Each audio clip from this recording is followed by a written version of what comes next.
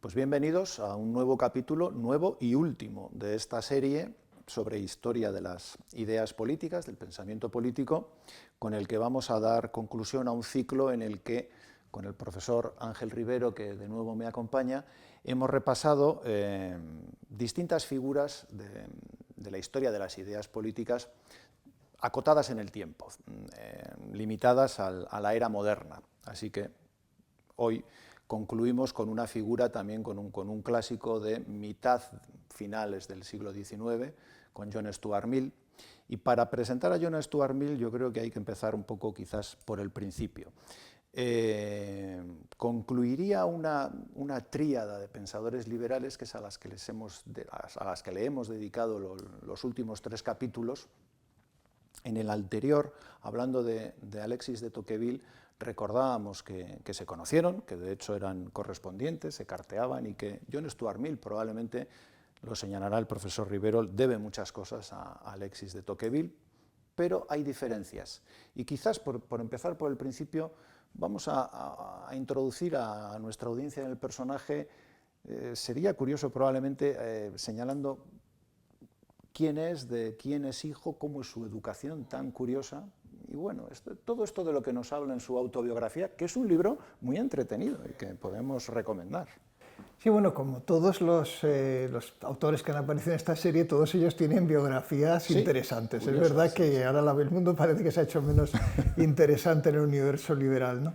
Pero tiene, en fin, unos orígenes interesantes, porque es verdad que su padre James Mill, ¿no?, y su padrino, de alguna manera, Jeremy Bentham, pues diseñaron una educación dirigida a crear en él pues una persona extraordinaria, ¿no?, por el conocimiento de las lenguas clásicas y de las ciencias, y eso pues le hizo tener o no tener ninguna infancia, ¿no?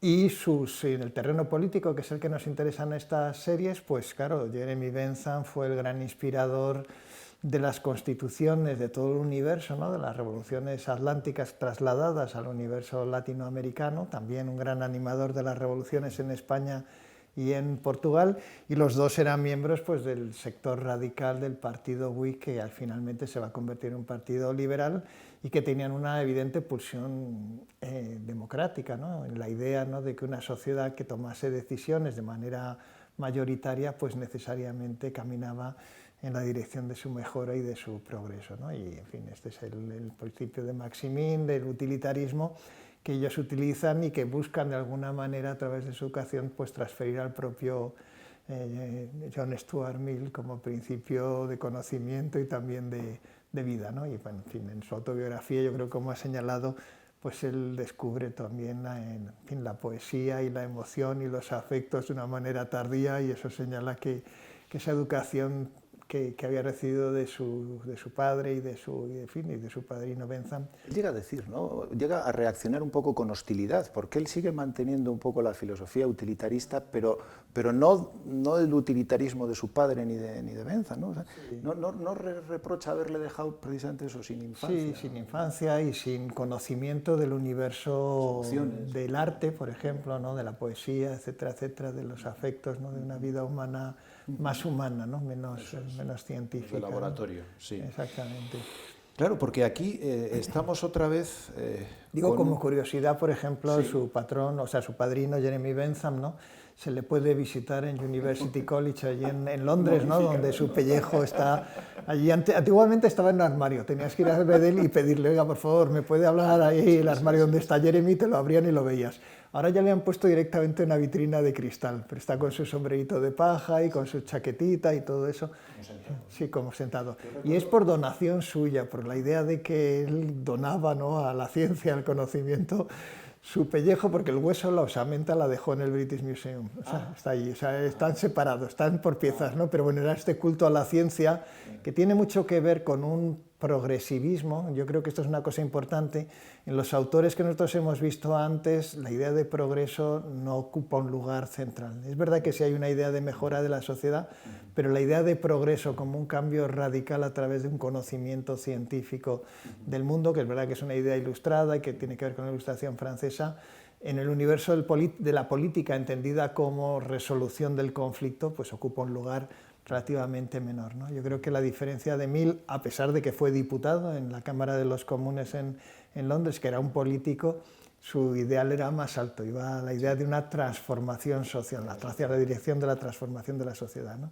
Estamos ante un liberal progresista. Progresista, sí, en el la palabra moderno. progresista le encaja perfectamente. Efectivamente. Sí, yo recuerdo que me llevó un auténtico susto de pequeño cuando leyendo en la historia de la filosofía occidental, la sabiduría de Occidente, que es un resumen de otro libro más grande de Bertrand Russell sobre historia de la filosofía, y una de las ilustraciones es la momia de Bentham. Efectivamente da un poquito de susto, porque está ahí el señor. Yo antes iba mucho a Londres y pasaba a visitarle. Sí.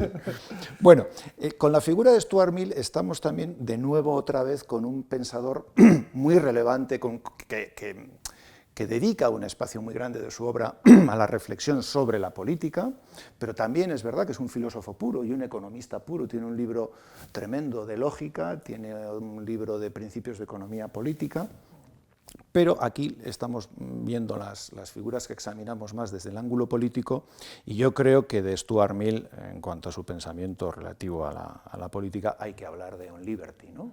Su libro sobre la libertad, que ha sido un clásico en la historia del pensamiento.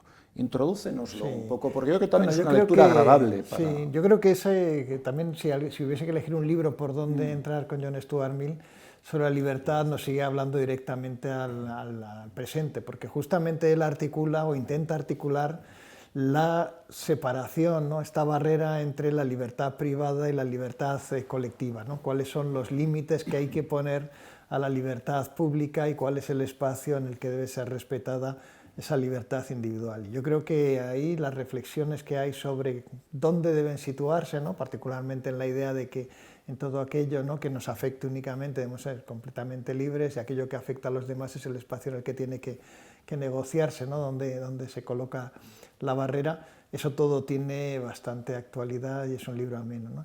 Y en ese libro además yo creo ahí se ve de una manera muy evidente la influencia de Tocqueville, ¿no? Frente al democratismo de sus antepasados aparece una preocupación por la tiranía de la mayoría, ¿no? Particularmente en cuestiones como por ejemplo la censura, que para él la cuestión de la libertad de expresión es esencial, y eso ya que claro, también ha envejecido un poco, ¿no? Ahora en el mundo que vivimos de las redes, etcétera, etcétera, pero Mill tiene la convicción de que en un espacio irrestricto de libertad de expresión se produce progreso social, necesariamente se produce progreso social. Y sostiene, ¿no?, que en las sociedades modernas la principal amenaza para la libertad de expresión no son los gobiernos, es la opinión pública mayoritaria que coarta al diferente que se dirige a la esfera pública a hacer sus observaciones. Y ahí hay una defensa que yo creo que también tiene mucha actualidad en el presente, de la libertad irrestricta en el sentido, por supuesto, no de aquello que significa amenazas sobre otras personas, etcétera, etcétera, pero sí de la expresión de pensamientos, incluso de aquellos que sean falsos, ¿no? Es verdad que él también piensa porque piensa que también del error se produce conocimiento. Solamente el error, cuando se expone a la discusión pública, puede quedar refutado. Y solamente la exposición pública de la verdad hace que ésta se consolide, porque no se convierte en un artículo de fe, sino que en su discusión pública la verdad acaba prevaleciendo y de esta manera arraiga, ¿no? Y yo creo que en las sociedades democráticas, por ejemplo las nuestras, donde hay una persecución tan grande, ¿no?, de aquellos que dicen cosas que en teoría no son bonitas o no son buenas para la democracia, yo creo que deberían leer a Mill, ¿no?, porque la única manera de que de verdad se proteja aquello que creemos que es bueno es discutiéndolo. Y esto es una idea que en Mill aparece de una manera muy clara. Sin embargo, ¿no?, digo todo esto sobre la libertad, ¿no? Sin embargo, yo creo que él tiene la idea, ¿no?, por ejemplo, de que hay una gran admiración en Mill, a diferencia de lo que veíamos con Constant en su momento, ¿no? Hay una gran admiración por el mundo antiguo y particularmente por Atenas. Y él está convencido de que la parresía, la libertad de expresión irrestricta que ocurría en la asamblea ateniense, era aquello que explicaba la extraordinaria civilización de Atenas en la antigüedad. Y él sostiene, ¿no?, que algo parecido, ¿no?, ocurriría si nosotros tuviésemos una esfera de discusión tan libre como aquella que existió en la asamblea ateniense, ¿no? Pero yo creo que eso en el presente, en esta confusión, en este barullo, en fin, que tenemos las fake news, que tenemos los bulos, etcétera, etcétera, que tenemos esta discusión sobre la verdad, los hechos alternativos. En fin, estaría interesante ver lo que podía decir John Stuart Mill de todo esto. Sí, porque además, escuchándote y recordando un poco de las viejas lecturas sobre la libertad, efectivamente uno tiene la impresión de que está ante un pensador, digamos, progresista, pero también uno cae en la cuenta de, caramba, ¿cuánto ha cambiado el progresismo? Porque es un progresista, a mi juicio, digamos, auténtico. Es decir, alguien que se opone a lo convencional. De hecho, hay una especie, yo creo, a mi juicio, para mi gusto, ¿no?, de hostilidad a cualquier tipo de conformismo, de costumbre. Entonces, muy típico británico también, que son muy de costumbre, el que reacciona contra eso, contra la hipocresía, y casi un canto a la extravagancia, a la excentricidad. Bueno, ahí, también... decía Kant, ¿no?, que los ingleses el rasgo más importante de su carácter nacional es no querer tener carácter nacional, y por eso son unos snobs. Exacto. Entonces, esa cosa que hay en él de, efectivamente, yo soy un pensador progresista y desprecio un poco el pensamiento convencional y tal, y sin embargo el canto, digamos, a todo lo contrario de la cultura de la cancelación, ¿no? Es decir, no, pero yo él, me abro a oír cosas que me ofendan. Él tiene un argumento que, claro, ir proyectado sobre el presente resulta extraño, ¿no? Y es la idea de que si uno tiene un pensamiento minoritario, cuando se dirige a la opinión pública, porque él está convencido de que alguien se dirige a la opinión pública para explicar o para persuadir, ¿no? Y esa es la manera en la que, en fin, se produce cambio social y se produce progreso. Pero dice, si alguien es minoritario, siempre lo va a hacer con respeto y sin ofender a los otros. Claro, esto ahora no, en el presente nos encontramos que hay mucha gente que busca justamente su fama con todo lo contrario, ¿no? Faltando al respeto y ofendiendo, ¿no? Entonces yo creo que ahí, en fin, quizá esto ha quedado un poco envejecido, ¿no? Y luego yo creo que el otro libro que es muy importante de John Stuart Mill son las consideraciones sobre el gobierno representativo. Ahí también aparece un homenaje, un pequeño homenaje que hace a los antiguos, que yo creo que también se aleja de algunos de los autores que hemos visto aquí, porque él considera que el gobierno representativo es la adaptación a las condiciones modernas de la democracia antigua, ¿no? Y aquí nosotros en nuestra serie hemos visto a Constant, y claro, una cosa interesante de Constant es que la manera de organizarse políticamente los antiguos nos resulta intolerable a nosotros los modernos, ¿no? Y que las instituciones políticas de la antigüedad son incompatibles, ¿no?, con nuestra idea de libertad, el ostracismo, ¿verdad?, o la censura, en fin, instituciones republicanas en las sociedades modernas se hacen sencillamente insoportables, ¿no? Pero John Stuart Mill también tiene esta idea idealizada del pasado y piensa, ¿no?, que, en fin, educación, que las instituciones representativas hacen la misma función que realizaba la Asamblea, la libertad de expresión hace lo mismo que generaba esa libertad en las asambleas, ¿no? Y si nosotros le leemos, claro, este libro yo creo que es muy interesante, pero ahí se muestra, ¿no?, mientras que La libertad es un libro que todavía nos habla muy directamente a nosotros, por la cuestión, en fin, de dónde se ponen los límites de la libertad de los individuos y del Estado. En el caso de las consideraciones sobre el gobierno representativo, lo que vemos es que está muy mediatizado por el universo de la segunda mitad del siglo XIX, por el nacimiento de los nacionalismos, por el inicio, ¿no?, de la debilidad y desmembración de los imperios centrales. Ahí John Stuart Mill forma parte es una persona de su tiempo, ¿no?, del progresismo de su tiempo, que es muy distinto de aquello que nosotros hoy valoramos y nos parece interesante. Correcto. Quizá podría convenir también hacer una pequeña referencia a algún aspecto también de su faceta política, porque él tuvo participación en la vida política británica y de alguna campaña, ¿no? Es decir, yo recuerdo que él también tiene escritos y yo creo que protagonizó también campañas, por ejemplo, feministas, que se implicó en el movimiento incipiente, claro, ¿no?, del feminismo. No, él es un gran defensor de la igualdad, ¿no?, es un gran defensor de la emancipación de las mujeres, así dicho de esta manera, ¿no?, de la posición de subordinación en la que viven en la sociedad.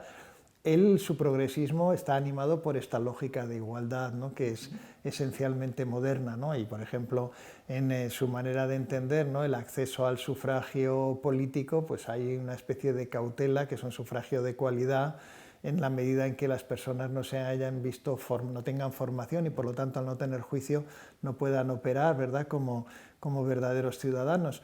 Pero existe, y esto es una cosa también interesante, ¿no?, que muestra, en fin, este principio, ¿no?, de ampliación de las obligaciones del Estado, porque es una cosa interesante que es un liberal que le otorga al Estado funciones muy importantes. Y una de ellas es la de habilitar a los individuos para poder ser ciudadanos independientes a través de la provisión de una educación pública que les haga tener un juicio propio e independencia, ¿no? Entonces, realmente ahí en John Stuart Mill sí hay una teoría democrática en el sentido de que hay la apuesta por un sufragio universal, pero previo paso, ¿no?, por un proceso que le corresponde al Estado de habilitación y de preparación de los individuos para que sean verdaderamente libres al ser independientes, ¿no?